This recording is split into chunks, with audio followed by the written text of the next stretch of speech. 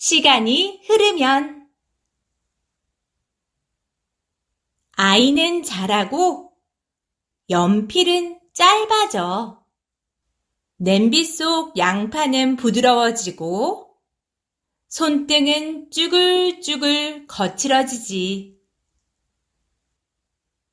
지우개는 닳아 없어지고 카펫은 낡아 희미해져.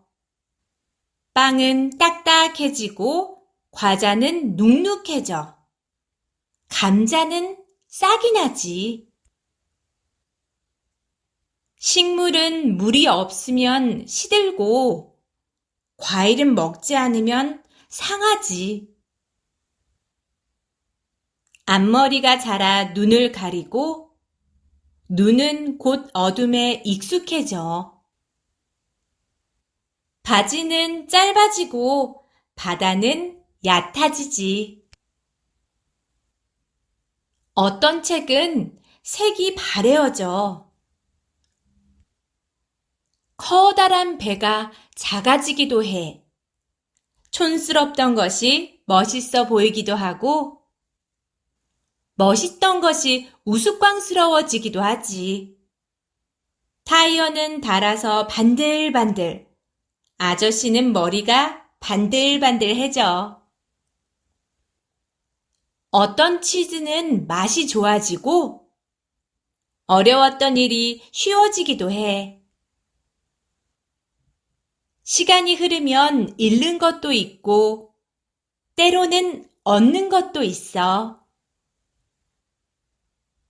산은 언제나 그 자리지만 나무들은 사라지기도 하지. 산책길은 여행길이 되기도 하고 오솔길은 도로가 되기도 해. 어떤 단어는 글자를 잃어 달라지기도 하고 새로운 단어가 사전에 오르기도 해. 시간이 흐르면 어떤 단어는 영영 사라지기도 하지. 컴퓨터는 점점 느려지고 빗방울은 머지않아 바다를 만나지. 그림자는 자리를 바꾸고 시계바늘은 처음 자리로 돌아가. 줄을 서면 내 차례가 오고 하루가 흘러가면 눈을 감아. 우리는 흐르는 시간을 볼 수 있어. 모든 것들이 점점 사라지거든. 하지만 어떤 친구들은 시간이 흐르고 흘러도 항상 우리 곁에 있어. 내 마음의 소리를 들어봐. 오래전부터 밀라는 엄마의 마네킹을 탐냈어요. 엄마, 이걸 왜 버려요? 밀라가 외쳤어요. 버리면 정말 큰일이거든요. 이제 옷을 만들 시간이 없어서 그래. 그럼 이 마네킹 나한테 주세요. 커다란 인형처럼 갖고 놀게요. 마음대로 하렴. 그런데 내 방은 작잖아. 자리를 많이 차지할 텐데. 엄마는 밀라에게 틈만 나면 말했어요. 내 마음의 소리를 들으렴. 마음이 하는 이야기를 늘 들을 수 있는 건 아니에요. 하지만 밀라는 자신이 원하는 걸 말할 용기가 있어 자신감이 넘친답니다. 그럼 밀라가 지금 걱정하고 있어요. 인형이 옷을 안 입고 있어서 감기에 걸릴 거야. 밀라는 얼른 마네킹의 티셔츠를 입혀줬어요. 밀라가 무척 좋아하던 상드라 고모 할머니가 물려준 옷이에요. 고모 할머니가 가장 아끼던 옷이라 밀라가 할머니를 기억하려고 서랍장 속에 간직해둔 거예요. 그날 밤 밀라는 아주 무서운 꿈을 꾸었어요. 두려움에 떨다 잠에서 깬 밀라는 조심스럽게 불렀어요. 엄마? 너무 작은 소리라 엄마 귀에는 들리지 않았지만 상드라 할머니의 옷을 입은 마네킹이 밀라를 달래주었어요. 밀라는 할머니의 말을 기억해냈어요. 우리는 씩씩한 여성들이야. 우리는 무엇에든 맞설 힘이 있어.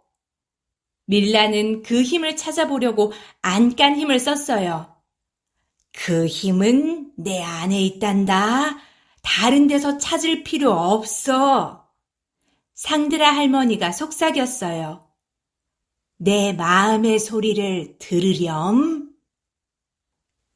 다음 날 아침, 밀라는 멋쟁이였던 실비아 증조 할머니가 물려준 예쁜 치마를 인형에게 입혀주었어요. 점심 식탁에 올라온 양배추 요리에서 괴물의 발냄새같이 고약한 냄새가 났어요. 밀라는 먹지 않겠다고 했어요. 소리를 지르고 울고 툴툴대도 소용없었죠. 엄마는 밀라를 방으로 보냈어요. 밀라는 눈물을 훔치며 실비아 할머니를 생각했어요. 할머니는 밀라가 울 때마다 조그만 병을 주고 눈물을 모으라고 했거든요. 눈물은 마음이 차마 하지 못한 말이란다. 내 마음의 소리를 들으렴. 내 눈물이 하는 말에 귀를 기울이렴. 밀라는 침대 위에 올라서서 마네킹의 꼭대기에 지혜로운 자크 할아버지가 물려준 모자를 씌워주었어요. 할아버지는 종종 말씀하셨죠. 나는 항상 모자가 필요해. 머리를 따뜻하게 보호해줘야 하거든. 잠들기 전 뽀뽀하는 시간에 밀라의 아빠가 외쳤어요. 밀라가 허수아비를 만들었구나. 허수아비가 뭐예요, 아빠?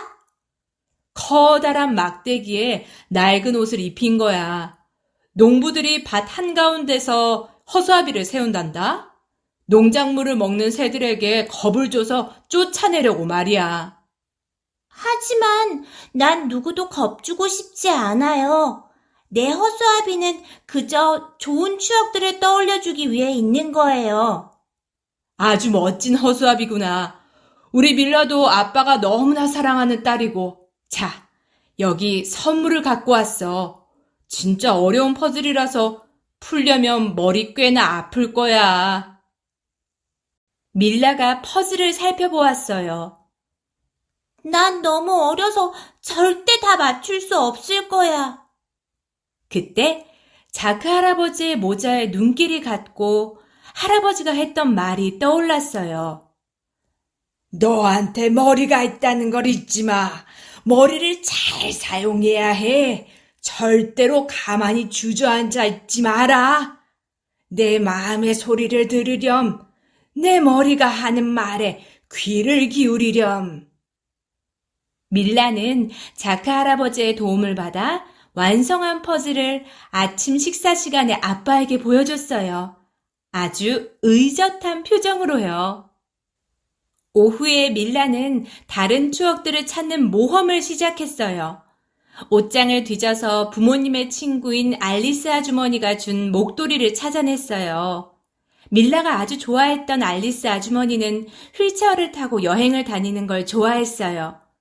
또 진짜 대장처럼 씩씩하게 자기 삶의 방향을 정하고 꾸려나갔죠. 다음 날 아침, 밀라는 엄마 아빠를 깜짝 놀라게 해주려고 혼자서 아침을 준비했어요. 그런데 시리얼 상자를 잡으려다 그만 시리얼을 와르르 쏟고 말았어요. 밀라는 엄마 아빠가 보지 못하게 얼른 시리얼을 모아 담고 청소를 했어요. 식탁을 다 차리고 나서 밀라는 알리스 아주머니가 했던 말을 떠올렸어요.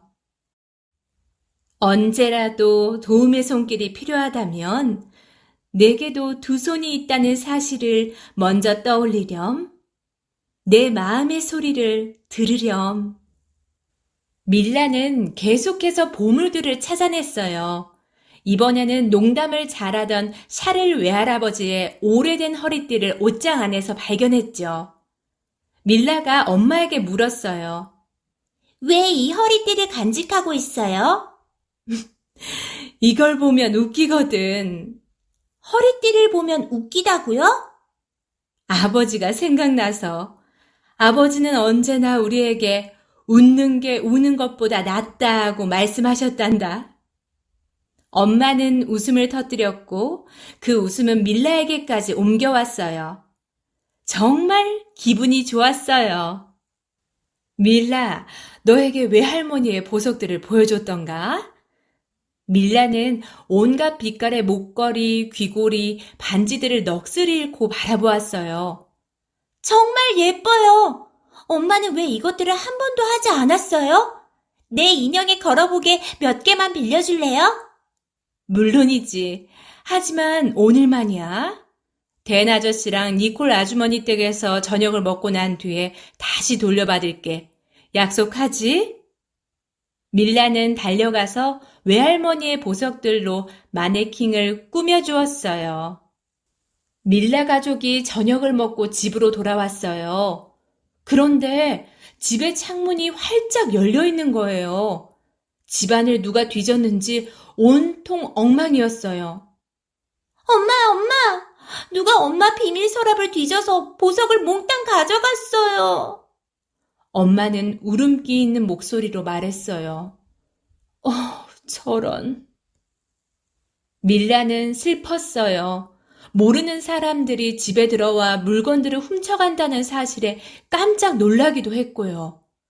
밀라는 울지 않으려고 안간 힘을 썼어요. 엄마가 밀라를 품에 안고 속삭여 주었어요. 기억해, 웃는 게 우는 것보다 낫다는 걸. 도둑들도 추억까지 훔쳐가지는 못했으니까요. 밀라는 도둑들이 가져가지 못한 걸 하나하나 꼽아보았어요. 웃음, 눈물도, 행복, 불행도, 좋은 추억, 나쁜 추억도. 마음은 어떤 도둑도 훔쳐갈 수 없는 보물 상자구나. 밀라는 자랑스러웠어요. 밀라는 벌떡 일어나서 자기 방으로 뛰어갔어요. 그리고 가장 좋아하는 배지를 마네킹의 가슴에 달아주었어요. 내 마음의 소리를 들으렴, 삶을 사랑하렴. 손에 손잡고 우리 둘이 함께 걸어가는 동안 손에 손잡고 우리가 있을 곳은 바로 그곳. 세상은 놀랍도록 아름다워서 보아야 할 것들이 너무나 많아. 내가 나와 함께 해준다면 나도 너와 함께 할 거야. 무얼 망설이고 있니? 머뭇거릴 시간이 없어. 우리가 손에 손잡고 함께하면 정말 즐거울 거야. 주룩주룩 시원하게 비가 내리면 차박차박 물 튀기며 걸어갈 거야. 휘잉 바람에 나뭇잎이 날리면 그 뒤를 쫓아서 뛰어갈 거야. 높이 뜬 무지개를 바라보면서 좋아서 어쩔 줄 몰라 할 거야. 손에 손잡고 우리는 햇빛 속을 걸어갈 거야. 손에 손잡고 우리가 어딜 가든지 새들은 달콤한 노래를 하고 꽃들은 활짝 피어날 거야. 토끼도 사슴도 무당벌레도 우리에게 안녕? 인사할 거야. 손에 손잡고 함께하면 친구들이 정말 많이 생길 거야. 손에 손잡고 나른한 오후 산책을 나가 따뜻한 햇볕을 담뿍 받으며 찰방찰방 개울에서 물장구 칠 거야. 어스름 저녁이 와도 괜찮아. 우리는 아무렇지도 않지. 손에 손잡고 함께하면 수많은 보물을 찾을 수 있어. 신기한 소리가 들리지? 부엉, 부엉, 올빼미야. 깜빡! 저기 별똥별이 떨어지네? 손에 손잡고 함께하면 놀라운 일이 끊이지 않는단다. 찬바람 쌩쌩 겨울이 와도 우리가 서로 꼭 껴안고 손에 손잡고 함께하면 추위는 하나도 느낄 수 없어. 흰눈 펑펑 내리고 세상이 꽁꽁 얼어도 말이야. 손에 손잡고 우리는 언제나 함께란다. 띵동, 아기 공룡이 우리 집에 온다면. 띵동, 축하해. 선물이 도착했어. 너의 반려동물이야.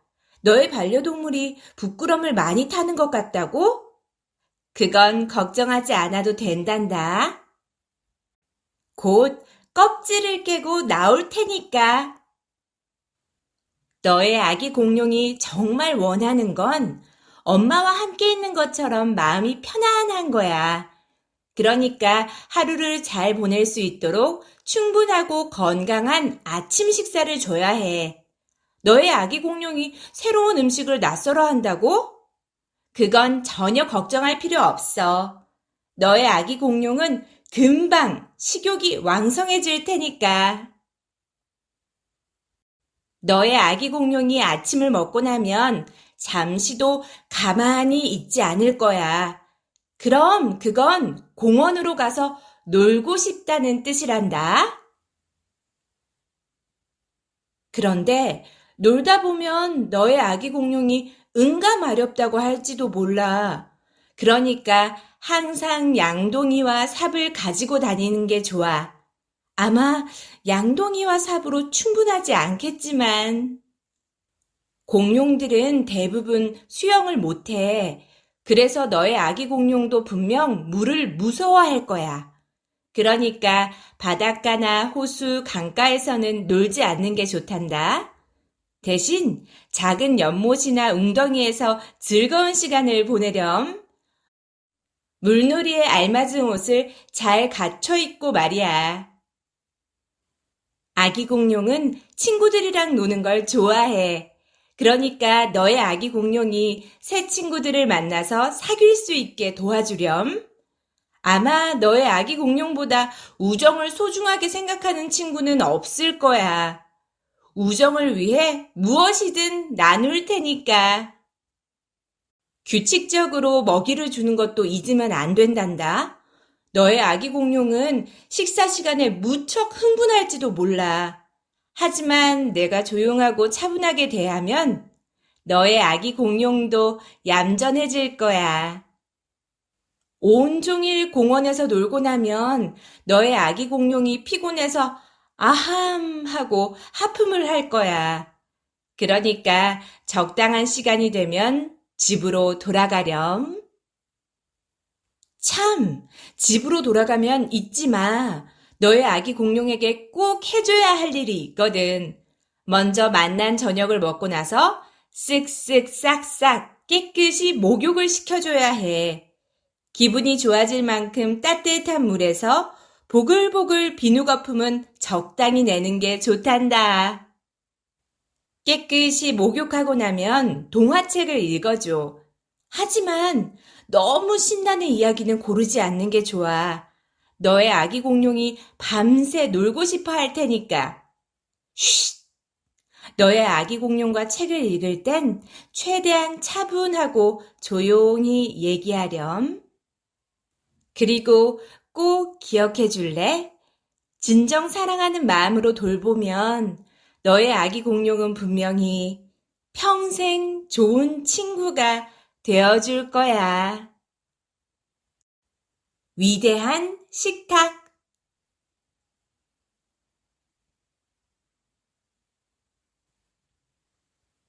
위대한 식탁이란 집에만 있는 게 아니에요. 아니죠. 온 세상에 펼쳐져 있죠. 혼자 힘으로는 차릴 수 없고요. 식탁은 우리 집 주방에도 있지만 쟁반 위에도, 공원 벤치에도, 바닷가 담요에도, 갓 잠을 깬 침대에도, 좁다란 길거리 카페에도 있어요.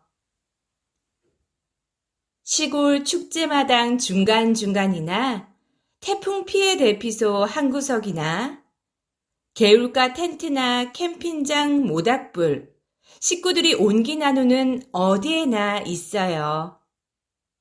손님들이 저마다 굽고 찌고 끓여서 한 가지씩 만들어 가지고 오는 다채로운 음식들이 모인 식탁은 각기 다른 이파리가 모인 나무 같아요.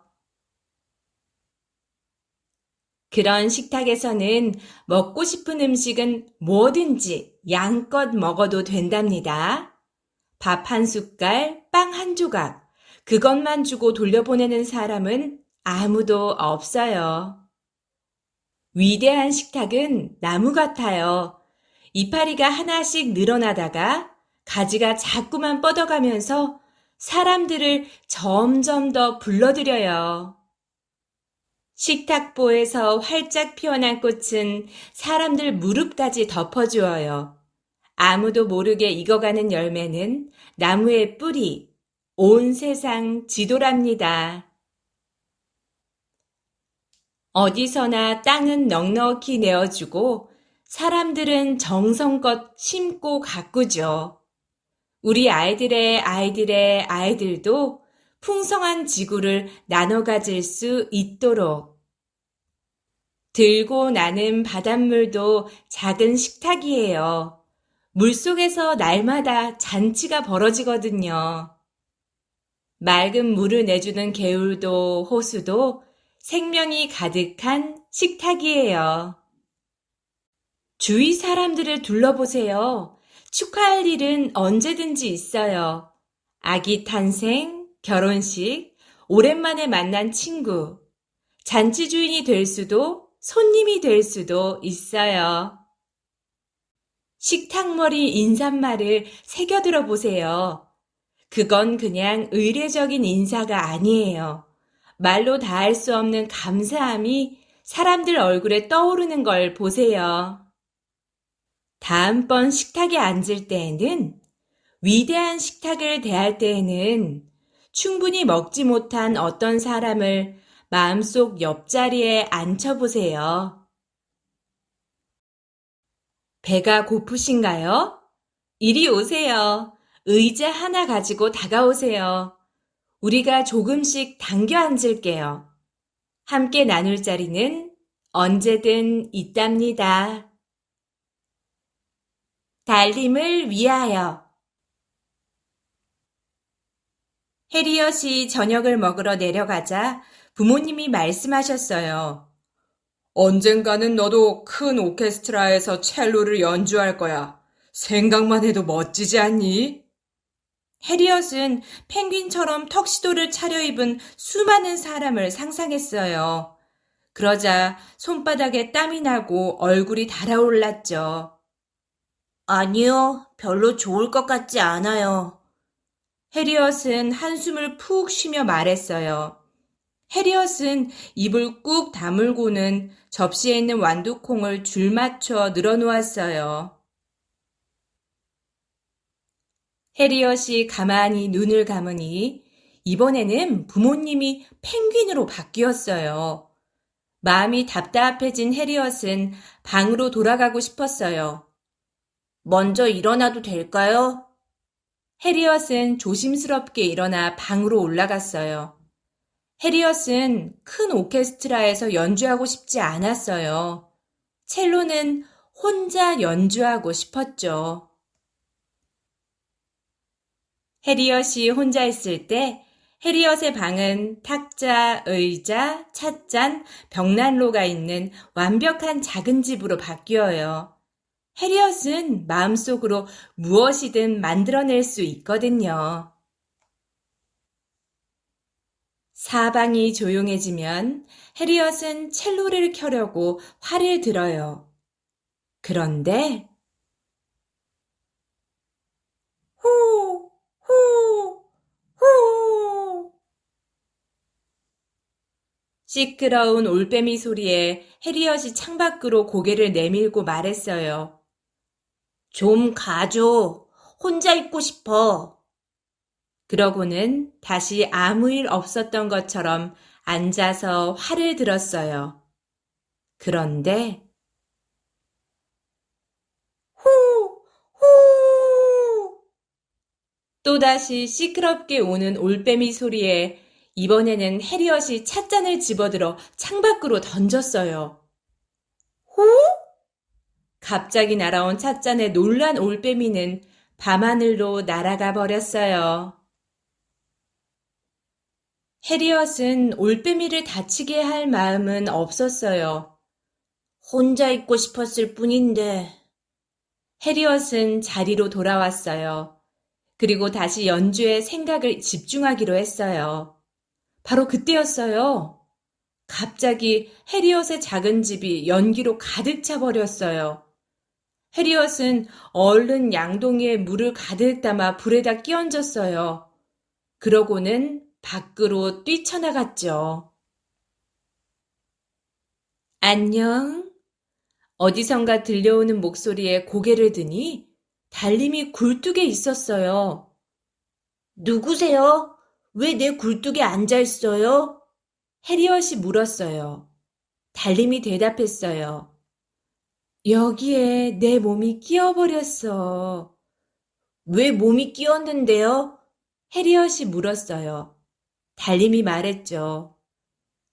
내가 던진 찻잔에 맞아서 하늘에서 떨어졌단다. 해리엇은 속상했어요. 미안해요. 해리엇은 사다리를 만들어 지붕으로 올라가더니 달림을 굴뚝에서 빼냈어요. 해리엇이 말했어요. 내 이름은 해리엇 헨리예요. 하지만 행크라고 불러줘요. 달림이 말했어요. 난 달이야. 사람들은 나를 달림이라고 부르지. 하늘에 떠 있으면 춥지 않아요? 행크가 물었어요. 그럼 춥지. 달림이 대답했어요. 행크가 말했어요. 나는 추울 때는 따뜻한 모자를 써요. 달림도 모자를 쓰는 게 어때요? 행크는 수레를 만들어 달림을 실었어요. 그리고 온 동네를 돌아다녔어요. 호수를 지나고 망가진 가로등 앞을 지나 모자 장수를 찾아갔어요. 달림이 모자를 쓰고 싶어 해요. 행크가 주머니에서 1달러를 꺼내며 말했어요. 달님이 고르는 모자라면 그냥 줄게. 모자 장수는 그가 아주 젊었을 때 달빛이 내릴 무렵 사랑에 빠졌다며 행크에게 돈을 돌려주었어요. 달림은 줄무늬 모자를 골랐어요. 달림은 달이라서 좋아요? 행크가 물었어요. 하지만 가끔은 달이 아니었으면 좋겠어. 달림이 대답했어요. 행크는 망가진 가로등 앞에 멈춰서서 물었죠. 달이 아니라면 뭘 하고 싶은데요? 달림은 바닥을 환하게 비추었어요. 배를 타고 노를 저을 거야. 달림이 부드럽게 미소 지으며 말했어요. 나는 매일 밤 호수 이 끝에서 저 끝까지 비치는 내 모습을 바라봐. 단 한 번만이라도 좋으니 진짜로 호수 위를 떠다니고 싶어. 이야기를 들은 행크는 달림을 호수 가장자리로 데려갔어요. 여기서 기다리세요. 진짜 호수 위를 떠다니게 해줄게요. 라고 말하고는 어부의 집에 가서 문을 두드렸지요. 달림이 배를 타고 노를 젓고 싶어 해요. 행크가 주머니에서 1달러를 꺼내며 어부에게 주면서 말했어요. 달님이 고르는 배라면 그냥 빌려줄게. 어부는 오래전 달이 폭풍우를 몰아내고 그가 무사히 집으로 돌아올 수 있도록 환하게 비춰줬다며 행크에게 돈을 돌려주었어요. 달림은 빨간 배를 골랐어요. 행크와 달림은 노를 저어 호수 한가운데로 갔어요. 기분이 좋아요. 행크가 말했어요. 그래, 기분이 좋구나. 달림이 말했어요.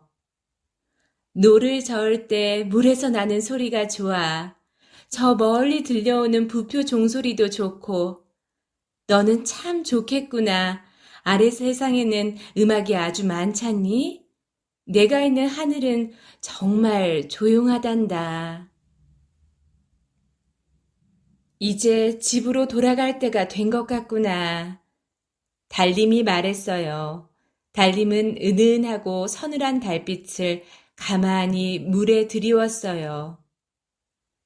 너도 같이 하늘로 올라가서 나를 위해 첼로를 켜줄래? 그러자 행크는 갑자기 손에 땀이 나고 얼굴이 달아올랐어요. 난 사람들 앞에서 연주하는 게 무서워요. 하지만 달님이 눈 감고 조용히 듣기만 하겠다고 약속하면 연주해 볼게요. 그래, 약속하마. 달님이 대답했어요.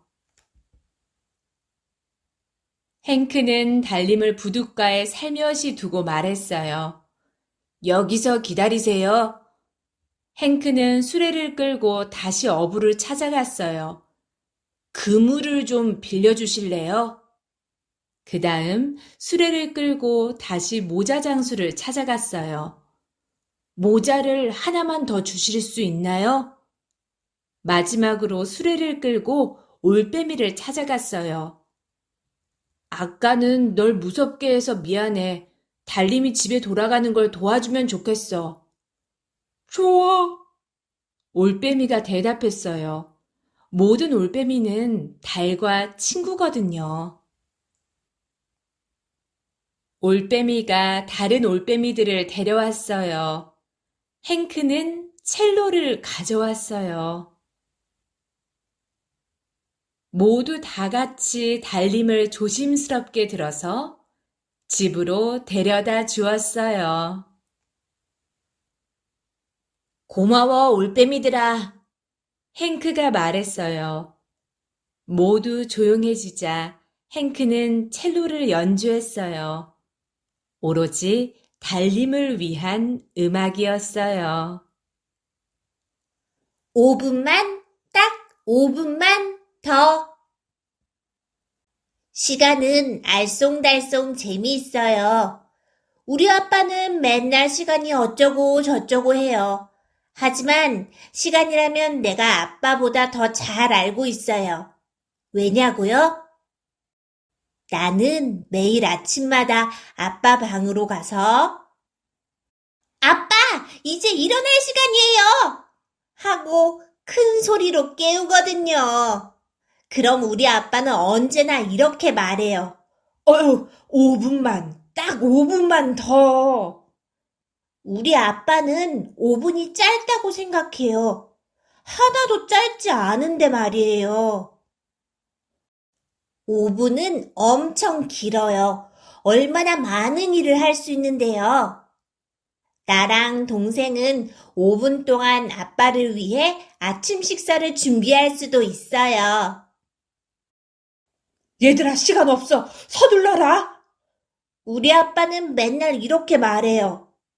그런데 시간이 없다니 말도 안 돼요. 우리한테는 언제나 시간이 있거든요. 무릉덩이에서 찰박찰박 소리를 내며 장난칠 시간도 있고 폴짝폴짝 뛰는 개구리랑 놀 시간도 있어요.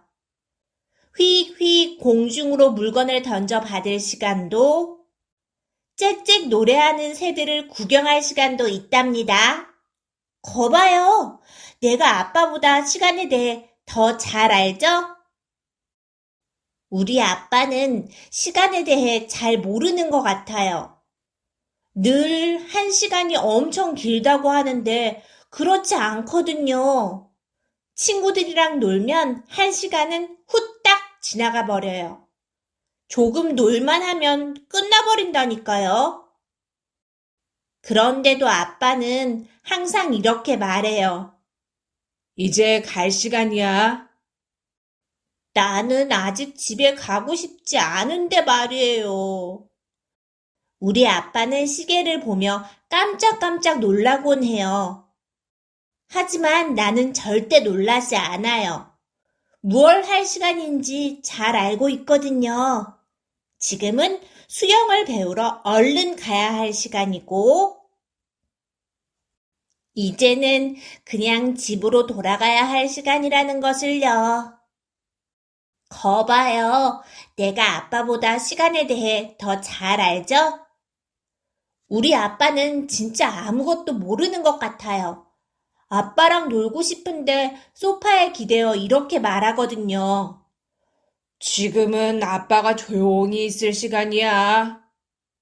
아이 참, 아빠는 시간에 대해 모르는 게 확실해요. 지금은 아빠가 우리랑 신나게 놀아줄 시간이니까요. 시간 참 빨리 가는구나. 우리 아빠는 맨날 이렇게 말해요. 그런데 꼭 그렇진 않아요. 시간이 아주 천천히 갈 때도 있거든요. 특히 배고플 때는 진짜 느릿느릿 간다니까요. 게다가 어떤 때는 시간이 말도 못하게 아주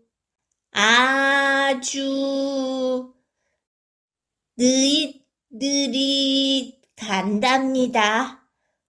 왜 그럴까요?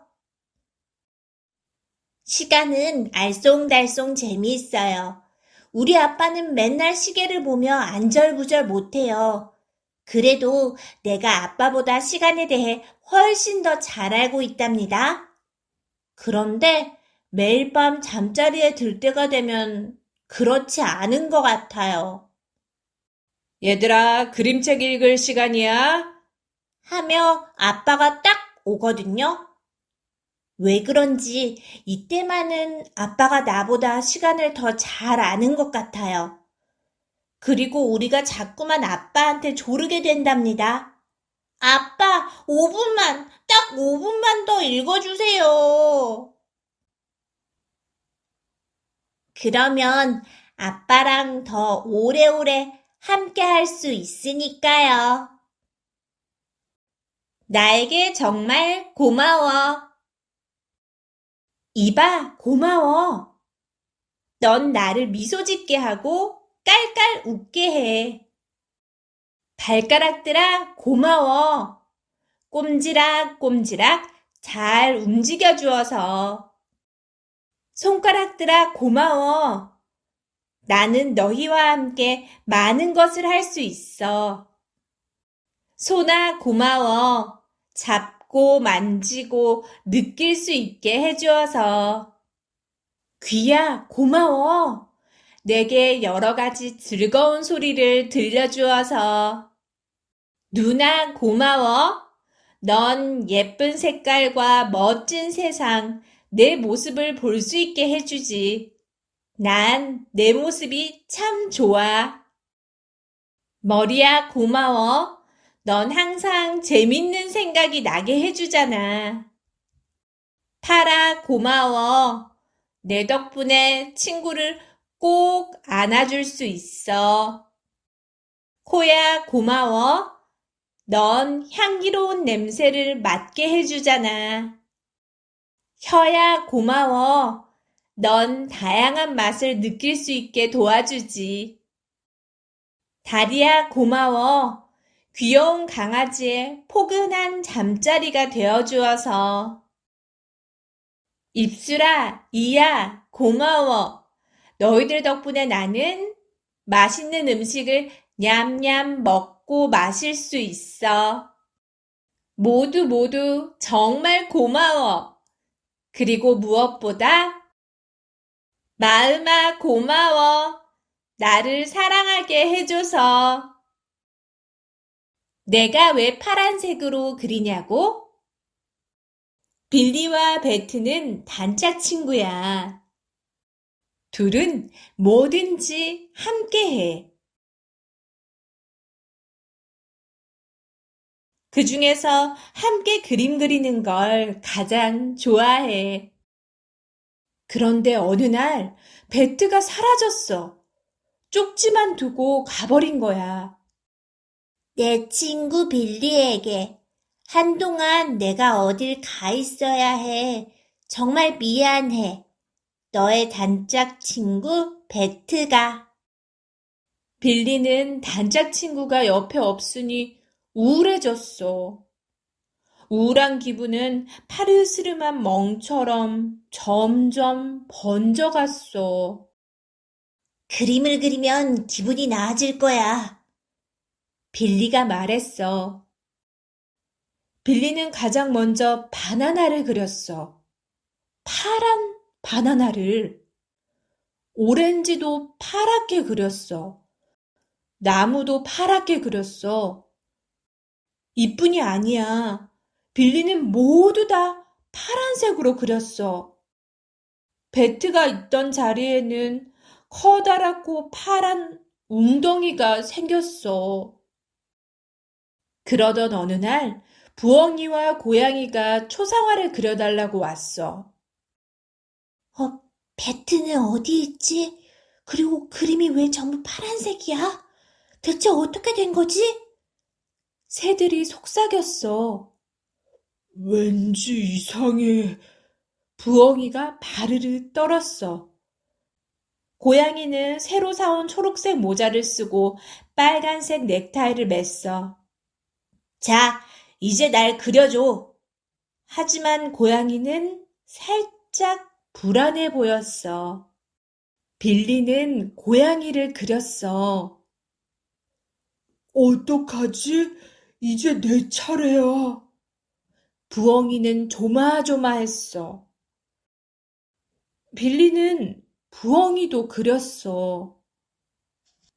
빌리는 베트가 너무나도 보고 싶었어. 이제 빌리가 바라보는 세상은 온통 파란색이 되어버린 거야. 어떻게 하지? 부엉이가 걱정스럽게 말했어. 우리가 빌리를 도와줘야 해! 새들이 외쳤어. 문득 반짝이는 생각이 떠올랐어.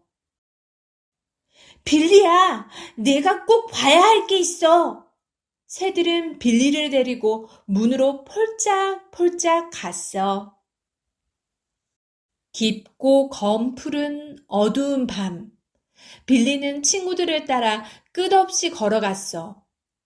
어디로 가는 거야? 빌리가 물었어.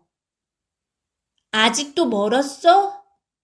지친 빌리가 다시 물었어. 드디어 언덕 꼭대기에 올랐어. 때마침 해가 떠오르고 있었어. 와, 누가 이렇게 멋진 색들로 그린 걸까? 빌리는 이 세상에 아름다운 색깔들이 얼마나 많은지 그동안 까맣게 잊고 있었던 거야. 빌리는 한껏 들뜬 마음을 안고 집으로 돌아갔어. 그러곤 너무 지친 나머지 깊은 잠에 빠졌어. 빌리의 꿈속은 세상의 모든 색깔로 가득 찼어. 푹 자고 일어나자 빌리는 기분이 좋아서 날아갈 것 같았어. 바로 그때 엽서가 왔어. 베트가 돌아온대! 빌리가 외쳤어. 내 친구 빌리에게 난 축축하고 어두운 멋진 동굴에서 오랫동안 푹 잤어. 겨울잠을 자고 나니 기분이 날아갈 것 같아.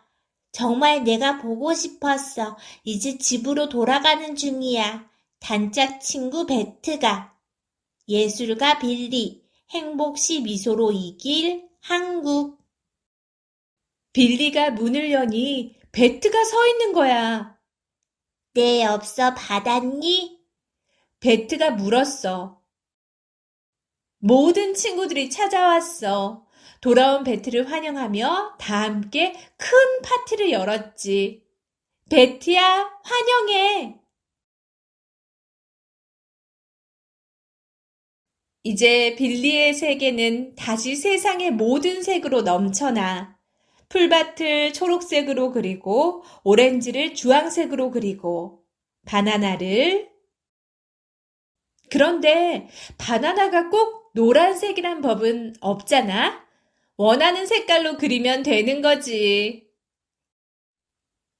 난 내 그림이 온통 파란색이었던 때가 참 좋았어. 참 좋아. 알고 있나요? 무당벌레는 작아서 좋아요. 포르르 날아서 나뭇가지에 살포시 앉을 수 있으니까요. 기린도 그럴까요? 기린은 커서 좋아요. 목을 쭉 뻗으면 높이 달린 나뭇잎을 아삭아삭 먹을 수 있죠. 아기 고양이는 작아서 좋아요. 꽃밭에 푹 파묻혀 새근새근 잘 수 있으니까요. 타조도 그럴까요? 타조는 커서 좋아요. 날개를 활짝 펼쳐 아기들에게 시원한 그늘을 드리울 수 있죠. 알고 있나요? 생쥐는 작아서 어디든 꼭꼭 숨을 수 있어요. 사슴은 그러지 못해요. 하지만 괜찮아요. 사슴은 커서 눈이 수북이 쌓여도 공중공중 뛰놀 수 있거든요. 금붕어는 작아서 바다풀 사이로 요리조리 헤엄칠 수 있어요. 돌고래는 그러지 못해요. 하지만 괜찮아요. 돌고래는 커서 우리를 등에 태우고도 헤엄칠 수 있을걸요? 알고 있나요? 고슴도치는 작아요. 친구 등에 훌쩍 올라 나들이 할 수도 있죠. 땅거북은 어떨까요? 땅거북은 커요. 친구가 올라타기에 딱 좋은 바위 같아요. 개구리는 작아서 좋아요. 둥실둥실 연잎에서 쉴 수 있거든요. 하마는 어떨까요? 하마는 커서 좋아요. 커다란 입을 쫙 벌리면 악어도 무서워서 도망치지요. 알고 있나요? 아기 토끼는 작아요. 아기 코끼리 품에서 비를 피할 수 있어 참 좋아요. 엄마 코끼리는 어떨까요? 엄마 코끼리는 커요. 아기 코끼리와 아기 토끼가 비를 맞지 않게 가려줄 수 있어 참 좋아요. 개미는 작아요. 하늘하늘 풀잎 위로 사뿐히 기어갈 수 있어 참 좋아요. 비버는 어떨까요? 비버는 커요. 통나무 징검다리를 폴짝폴짝 건너기에 참 좋아요. 알고 있죠? 아무리 작아도 아무리 커도 서로 꼭 안아주기 참 좋아요. 그럼요. 참 좋아요. 학교가 처음 아이들을 만난 날. 그해 여름, 사람들은 넓은 들판에 땅을 팠어요. 그런 뒤 기둥을 세우고 벽돌을 차곡차곡 쌓아 올렸어요. 마침내 학교가 다 지어졌어요. 학교 문 위에 이런 표지판이 걸렸어요. 프레드릭 더글라스 초등학교. 나한테 딱 어울리는 이름이야. 학교는 생각했어요. 제니터는 날마다 학교에 와서 마루에 걸레질하고 반짝반짝 빛이 나도록 문지르고 창문을 닦았어요. 아저씨랑 나랑 둘만 있어서 정말 좋아요. 학교가 제니터에게 말했어요.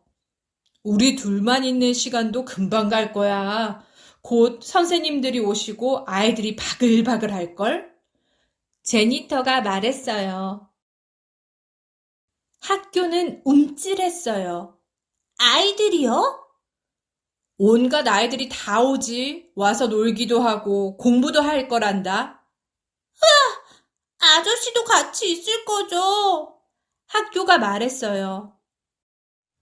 나는 수업이 다 끝난 뒤에나 만날 수 있어. 아저씨가 대답했어요. 걱정 안 해도 돼. 넌 아이들을 좋아하게 될 거야. 아이들을 좋아하다니 아저씨가 뭘 잘못 알고 있는 거 아니야? 학교는 생각했어요. 마침내 아이들이 왔어요. 그러더니 또 왔어요. 학교가 상상했던 것보다 훨씬 더 많이요. 아이들은 어디에나 있었어요. 문이란 문, 사물함이란 사물함은 죄다 여닫고 수도에서 물을 마시고 정글짐에서 놀았어요. 뭐 원래 그러라고 만든 거니까. 학교는 생각했어요. 몇몇 높은 학년 아이들은 학교 울타리에 기대서서 얼굴을 찌푸리곤 했어요. 여기는 고약한 냄새가 나. 한 아이가 말하자 학교는 한숨을 쉬었어요. 맞아, 난 학교가 싫어. 더벅머리 아이가 친구에게 맞장구를 쳤어요. 학교는 기운이 쭉 빠졌어요. 조그만 여자아이 하나가 절대 학교에 안 들어가려고 했어요. 얼굴에 주근깨가 다닥다닥한 아이였어요. 엄마는 아이를 반짝 안아들어야 했어요. 내가 그렇게 끔찍한 거야? 학교는 조그만 소리로 말했어요. 학교는 더벅머리 아이 얼굴에 물을 찍 뿜어버렸어요. 그러고 나니 기분은 더 나빠졌죠. 1학년 아이들이 자리를 잡고 앉았어요. 선생님이 말했어요. 우리 빙 돌아가면서 자기 이름을 말해볼까요? 아이들 이름은 이랬어요. 에이든, 맥스, 벨라, 다른 에이든, 엠마, 케이든, 클레어. 주근깨 아이 차례였지만 그 아이는 입을 열지 않았어요. 자기 발만 뚫어져라 내려다볼 뿐이었죠. 선생님은 할 수 없이 그 아이를 그냥 건너뛰었어요. 난 학교가 싫어. 아이가 무릎 사이에 입을 대고 조그맣게 말했어요. 학교도 너를 별로 좋아하지 않을걸? 학교는 생각했어요. 마침내 아이들이 좀 얌전해졌어요. 그런데 학교가 마음을 놓으려는 순간 갑자기 화재 경보가 울렸어요. 아이들은 모두 밖으로 쏟아져 나와 맞은편 들판까지 갔어요. 그리고 거기서 학교를 바라보았어요. 학교는 어리둥절했어요. 아이들이 돌아오자 학교는 문을 열어주었어요. 미안해. 첫 아이가 들어설 때 학교가 말했어요. 미안해, 미안해, 미안해. 아이들 하나하나한테 말해주었죠. 주근깨 아이한테도요. 12시가 되자 학교는 먹을 것으로 가득 찼어요. 12시 반이 되자 쓰레기로 가득 찼고요. 식탁에서 한 아이가 우스갯소리를 하자 여바아이가 웃음을 터뜨렸어요. 그러다가 코로 우유를 푹 뿜어냈어요. 이제 콧물 섞인 우유까지 나를 가득 채우는군. 학교는 생각했어요. 그 우스갯소리가 정말 우습기는 했어요. 주근깨 아이까지도 웃었으니까요. 점심을 먹은 뒤 1학년 아이들은 모양에 대해서 배웠어요. 직사각형에는 선이 4개 있어요. 하나, 둘, 셋, 넷. 선생님이 말했어요. 정사각형에도 선이 4개 있어요. 정사각형은 아주 특별한 직사각형이랍니다. 와, 난 거기까지는 몰랐네. 학교가 말했어요. 다음 시간에 아이들은 반짝이와 풀을 가지고 그림을 그렸어요. 주근깨 아이는 학교 그림을 그렸죠. 나하고 비슷한데? 학교는 생각했어요. 반짝이는 것만 빼면 말이야. 저 애는 나를 샅샅이 알고 있는 것 같아. 내 그림 선생님이 가져가도 될까? 선생님이 물었어요. 난 내 그림이 제일 훌륭하다고 생각한단다. 선생님이 그림을 교실 뒤에 앞핀으로 붙이자 주근깨 아이는 미소를 지었어요. 아야! 학교는 말했어요. 하지만 크게 아픈 건 아니었어요. 정말 괜찮았어요. 3시가 되자 엄마 아빠가 아이들을 데리러 왔어요. 3시 반이 되자 제니터가 학교를 데리러 왔어요. 아이들이 내 안에 가득 찼었어요. 학교가 말했어요. 우스갯소리도 들었고요. 소방훈련도 했는데 모두 얌전히 훈련을 받았어요. 수업 시간에 모양에 대해서 배웠어요. 굉장한 날이었구나. 제니터가 말했어요. 저기 있잖아요, 아저씨. 학교가 말했어요. 아저씨가 애들한테 내일 다시 학교에 오라고 모두 초대하면 안 돼요? 특히 그 죽은 개 아이는 꼭이요. 제니터는 고개를 끄덕였어요. 내가 할 수 있을지 한번 보자꾸나. 늦은 오후, 제니터는 학교 옥상으로 올라갔어요. 둘은 해지는 하늘을 바라보았어요. 처음에 나는 내가 뭔지 몰랐어요. 아저씨 집인 줄 알았어요. 학교가 말했어요. 아니지. 제니터가 말했어요. 난 아저씨 집은 어디 다른 데 있을 거라고 생각해요. 그럼. 제니터는 고개를 끄덕였어요. 여기 있는 너는 학교야. 정말 행운이지. 학교는 제니터 아저씨 말이 맞는 것 같다고 생각했답니다. 나도 해볼래. 내 이름은 리니. 나도 해볼래. 치과에 안 갈 거야. 치과에서 무슨 일이 생길지 모르잖아?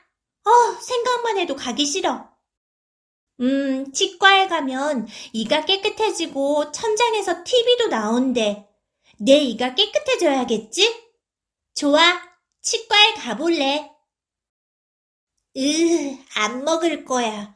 무슨 맛일지 모르잖아. 너무 긴장돼.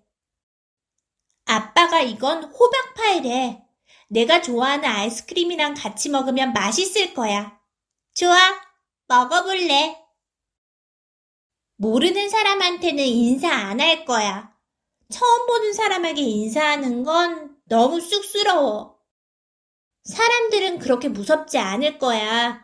안녕이라고 말하는 대신 손을 흔들어도 되고, 새 친구를 사귀면 신나겠지? 안녕! 인사해 볼래? 미끄럼틀 안 탈 거야. 떨어지면 어떡해. 너무 무서워. 정말 재미있어 보여. 내려가면 선생님이 잡아주시네. 재미있는 놀이를 놓칠 순 없지. 그래, 미끄럼틀 타볼래.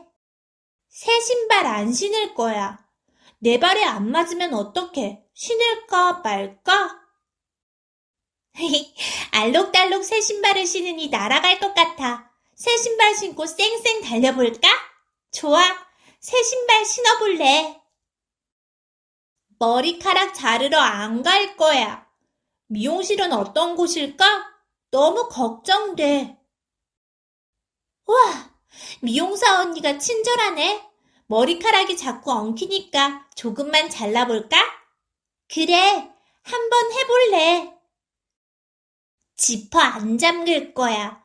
지퍼 잠그기는 어려워서 너무 짜증이 나. 모두 기다리고 있네. 함께 가려면 빨리 지퍼를 잠가야겠지? 좋아, 지퍼 잠가볼래. 스케이트보드 안 탈 거야. 난 스케이트보드 탈 줄 몰라. 너무 겁이 나. 오빠도 처음에는 잘 못 탔는데 지금은 엄청 멋져 보여. 나도 오빠처럼 탈 수 있겠지? 좋아, 나도 타볼래. 머리 안 감을 거야. 눈에 물이 들어갈 수도 있잖아. 어떻게 하지? 머리를 안 감으면 아주 가려워진대. 쓱쓱 싹싹 깨끗하게 감아볼까? 그래, 머리 감아볼래. 바지 안 입을 거야. 바지를 입으면 뛰어놀 때 불편하지 않을까? 그럼 속상할 거야. 빨리 나가야 하는데. 바지를 안 입으면 추울지도 모르니까 입어야겠지? 바지 입어볼래. 수영장에 안 들어갈 거야. 물속에 들어가면 위험할지도 몰라. 너무 떨려. 친구들이랑 선생님이 아주 즐거워 보여. 나도 같이 놀고 싶어. 좋아, 나도 들어가 볼래. 새로운 곳에 안 갈 거야. 처음 가보는 곳이 어떨지 모르잖아? 너무 불안해. 엄마가 가보면 재미있을 거래. 엄마랑 같이 가볼까? 그래, 나도 가볼래. 난 가끔 새로운 것들 때문에 긴장되고 쑥스럽고 무섭고 망설여지고 걱정되고 짜증나고 겁이 나고 속상하고 떨리고 불안해. 하지만 나도 해볼래. 정글의 아기 호랑이. 정글에 새벽이 밝아왔어요. 아기 호랑이 풀리와 세라는 하루가 시작되어 신이 났어요. 하지만 엄마 호랑이는 걱정이었죠. 어젯밤 정글을 지나는 사람과 개들 소리가 집 가까이에서 들렸거든요. 이곳은 이제 안전하지 않아요. 엄마 호랑이가 말했어요. 아가들아, 새 집을 찾아야겠구나. 내가 안전한 곳을 알아요. 개구리들이 말해줬어요. 세라가 나섰어요. 그럼 그 길을 알려주렴. 엄마 호랑이가 말했어요. 그리고 호랑이 가족은 한동안 머물렀던 보금자리를 떠났어요. 세라를 따라 위험을 피해간 곳은 끽끽 소리가 요란한 정글 속 강물이 쏟아져 내리는 높은 절벽이었어요. 여기에요. 세라의 말에 호랑이들은 세차게 흐르는 물줄기를 껑충 뛰어넘었어요. 폭포 안쪽은 서늘하고 축축한 동굴이었어요. 작은 물방울들이 호랑이들의 털에 내려앉아 반짝였죠. 멋지죠? 세라가 말했어요. 개구리에게는 멋진 곳이겠구나. 엄마 호랑이가 다정하게 말했어요. 하지만 우리 호랑이에게는 너무 축축한 걸. 우린 따뜻하고 마른 곳이 좋단다. 그렇다면 내가 어딘지 알아요. 풀리가 말했어요. 원숭이들이 그곳 이야기만 하거든요. 따라오세요. 풀리는 소리치며 나무 위로 뛰어오르더니 가지들을 타고 올랐어요. 새 호랑이는 정글의 지붕처럼 나뭇가지가 우거진 곳까지 높이 높이 올라갔어요. 정말 따뜻하고 잘 마른 곳이죠? 풀리가 말했어요. 그래, 원숭이에게는 최고의 집이겠구나. 하지만 높아서 떨어지기 쉽겠어. 호랑이는 땅에서 자야 한단다. 우리 좀 더 찾아보자. 호랑이 가족은 정글 깊숙이 있는 비밀스러운 곳들까지 이리저리 찾아다녔어요. 엄마 호랑이는 점점 속이 탔어요. 하루가 다 저물어 가는데 아직 새 집을 찾지 못했으니까요. 풀리가 바위들 사이에서 동굴을 발견했어요. 여기는 어때요? 완벽해 보여요. 하지만 동굴 안에는 물어뜯고 쏘는 벌레들이 잔뜩 기어다니고 있었어요. 벌레들에겐 완벽하지만 우리가 있을 곳은 아니구나. 엄마 호랑이가 한숨을 내쉬었어요. 작은 가족은 다시 길을 나섰어요. 안전한 곳을 찾아서요. 여기 멋진 쉼터가 있어요. 세라가 오래된 나무 뿌리 속을 들여다보며 말했어요. 하지만 커다란 비단뱀이 나뭇가지를 타고 스르륵 내려오는 거예요. 호랑이들은 살금살금 자리를 피했죠. 밤은 다가오는데 여전히 안전하게 잠잘 곳을 찾지 못했어요. 엄마 호랑이의 마음은 걱정으로 가득 찼어요. 그러다 문득 생각이 났죠. 아무에게도 들키지 않을 안전한 장소가요. 여기서 멀지 않은 곳이지만 제 시간을 찾을 수 있을까요? 아가들아, 여기서 기다리렴. 엄마 호랑이는 다정하게 코를 비비고는 어둠 속으로 사라졌어요. 엄마가 금방 오실까? 풀리가 속삭였어요. 그러실 거야. 세라가 풀리 옆에 꼭 붙어서 대답했어요. 마침내 엄마 목소리가 들렸어요. 엄마 여기 위에 있단다. 겁내지 말렴. 아기 호랑이들은 엄마를 따라 부서진 계단을 올라갔어요. 그곳은 덩굴로 가득 뒤덮인 오래된 돌 사원이었어요. 사원 안은 따뜻했고 잘 말라 있었어요. 그리고 안전했죠. 우리만의 비밀 보금자리야. 세라가 말했어요. 게다가 별도 보여. 풀리가 세라 옆에 웅크리며 말했어요. 엄마 호랑이도 아기들을 바라보며 늘 듣던 정글의 밤소리에 편안히 귀 기울였어요. 잘 자렴, 사랑하는 아가들아. 엄마 호랑이가 속삭였어요. 새 집에 온 걸 환영한단다. 하지만 세라와 풀리는 이미 고온히 잠들어 있었답니다.